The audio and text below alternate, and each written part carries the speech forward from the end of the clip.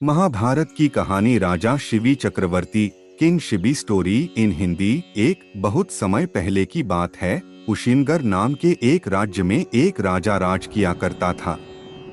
उस राजा का नाम था शिवी। वह एक चक्रवर्ती सम्राट था और अपनी महानता और दयालुता के कारण प्रसिद्ध था। उसकी दया के बारे में ऐसा कहा जाता था कि उसके दरबार से कोई भी खाली हाथ नहीं लौटता था। वह हर किसी की मदद के लिए हमेशा तैयार रहता, भले ही उसके लिए किसी भी तरह का बलिदान क्यों न देना पड़े। यही कारण था कि उसकी दयालुता के चर्चे पृथ्वी लोक से आगे बढ़कर स्वर्ग तक भी पहुंच गए। जब इस बात का पता देवों के राजा इंद्र को चला तो उन्होंने मन बनाया कि वह राजा शिवी की परीक्षा स्वयं लेंगे और सुनिश्चित करेंगे कि क्या वाकई में राजा शिवी इतने ही दयालु हैं या यह उनका महज एक ढोंग है। यह तय करने के लिए उन्होंने एक योजना बनाई और अग्निदेव को भी अपने साथ योजना में शामिल होने का निवेदन किया। राजा इंद्र की बात पर अग्निदेव भी राजा शिवी की परीक्षा लेने के लिए तैयार हो गए। फिर क्या था, राजा इंद्र ने एक बाज का रूप धारण किया और अग्निदेव ने एक कबूतर का दोनों राजा शिवी के दरबार की ओर चल दिए।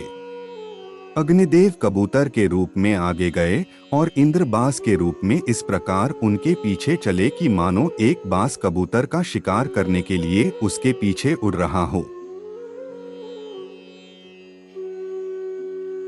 थोड़ी ही देर में अग्निदेव कबूतर के रूप में राजा शिवी के दरबार में पहुंचे और राजा शिवी की जांघ पर बैठ गए।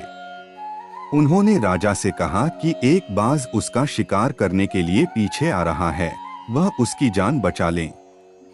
कबूतर की यह बात सुनकर राजा ने कहा, बिल्कुल भी चिंता न करो, मेरे होते हुए वह बाज तुम्हारा कुछ भी बिगाड़ नहीं पाएगा। मैं तुम्हारी रक्षा करने का वचन देता हूँ। राजा के वचन देते ही बाज के रूप में इंद्रदेव भी शिवी के दरबार में पहुंच गए। उन्होंने राजा शिवी से कहा कि वह कबूतर मेरा शिकार है, उसे मारकर वह अपनी और अपने बच्चों की भूख मिटाएगा। बाज की बात पर राजा ने कहा, मैंने इस कबूतर को वचन दिया है कि मैं इसके प्राणों की रक्षा करूंगा, इसलिए मैं इसे तुम्हें नहीं दे सकता। राजा की यह बात सुनकर बाज बोला, अगर आप इसे मुझे नहीं देंगे तो मैं और मेरे बच्चे भोजन के अभाव में भूखे रह जाएंगे, इसलिए इसे तो आपको देना ही होगा। बाज की यह बात सुन राजा शिवी थोड़ी देर सोच में पड़ गए और कुछ विचार करने लगे। कुछ देर विचार करने के बाद राजा शिवी ने बाज से कहा, अगर मैं तुम्हें इस कबूतर के वजन के बराबर मांस दे दूं तो तुम्हारी और तुम्हारे बच्चों की भूख मिट जाएगी।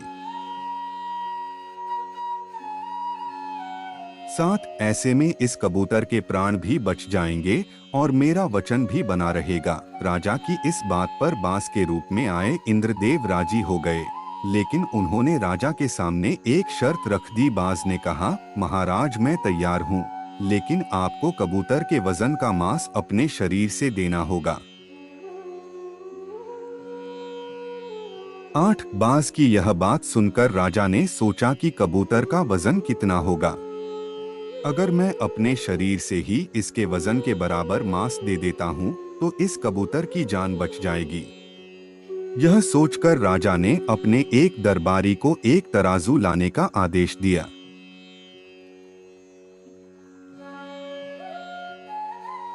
दरबार में तराजू लाया गया। राजा ने तराजू के एक पलड़े पर कबूतर को रखा और एक चाकू से अपनी जांघ से एक टुकड़ा काटकर तराजू के दूसरे पलड़े पर रख दिया, लेकिन तराजू तनिक भी नहीं हिला। यह देखकर राजा ने एक और टुकड़ा काटकर तराजू पर रखा। उसके बाद भी मांस का टुकड़ा कबूतर के वजन से काफी कम था। उन्होंने धीरे धीरे कर अपने आधे शरीर के मांस को निकालकर तराजू पर रख दिया। उसके बाद भी मांस का वजन कबूतर के वजन से कम ही रहा। यह देखकर राजा शिवी बहुत निराश हुए। उन्होंने निश्चय किया कि अब कुछ भी हो जाए, वह अपने वचन का मान रखते हुए कबूतर को बचाएंगे। 11 यह सोचकर वह खुद ही तराजू के पलड़े पर बैठ गए और तराजू पर कबूतर का पलड़ा ऊपर आ गया। राजा ने बाज से कहा, तुम मेरे पूरे शरीर का मांस ले लो और कबूतर को छोड़ दो। यह सुनकर इंद्रदेव को राजा पर दया आ गई। इंद्र और अग्निदेव अपने असली रूप में आए और कहा, राजा शिवी, हम आपकी परीक्षा लेने आए थे और आप इस परीक्षा में सफल रहे। 12 आप वाकई में बहुत ही दयालु और परोपकारी हैं। इस पृथ्वी पर आपकी बराबरी दूसरा और कोई नहीं कर सकता। इतना कहते हुए दोनों देव वहां से गायब हो गए। शिवी चक्रवर्ती की कहानी से सीख।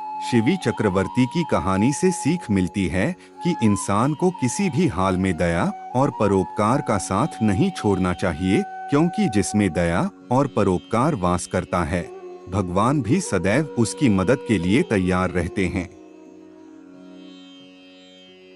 मेरे सभी प्यारे दोस्तों, अगर आपको मेरा वीडियो अच्छा लगता है, प्लीज मेरी वीडियो को लाइक करो और चैनल को सब्सक्राइब करो। मैं आपका बहुत बहुत धन्यवाद करता हूं और सदा ही आपके लिए ऐसी वीडियो बनाता रहूंगा और अच्छे रास्ते पर चलने की वीडियो आपके लिए बनाता रहूंगा।